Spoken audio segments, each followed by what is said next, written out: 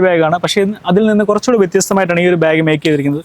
Oil pullup ലെതറാണ് use ചെയ്തിരിക്കുന്നത്. കാരണം ലാസ്റ്റിൻ്റെ video ഇട്ടപ്പോൾ ഞാൻ ഒരുപാട് കമൻറ്റ് കേട്ടതാണ് കുറച്ചുകൂടെ വലിയ ബാഗ്, അതായത് എന്നെക്കാളും കൂടുതൽ ഹൈറ്റുള്ള ആൾക്കാരുണ്ട്.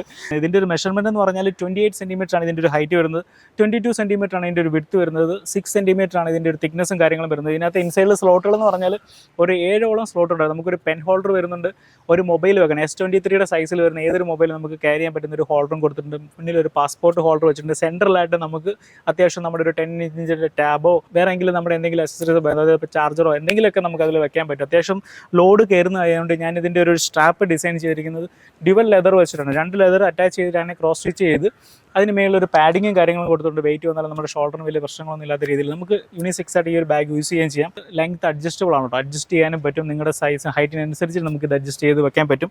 അത്രയൊക്കെയാണ് ഈ ഒരു സ്ട്രാപ്പിൻ്റെ കാര്യങ്ങൾ പറയുന്നത്. പിന്നെ ഇതിൻ്റെ ബാക്ക് സൈഡിൽ ഒരു സിപ്പർ കമ്പാർട്ട്മെൻറ്റ് വരുന്നുണ്ട്. അവിടെ നമുക്ക് നമ്മുടെ വാല്യുബിൾ ആയിട്ടുള്ള കാര്യങ്ങളൊക്കെ. പിന്നെ നമ്മുടെ കിങ്സ് റോയൽ ആർമി എന്നുള്ള പേര്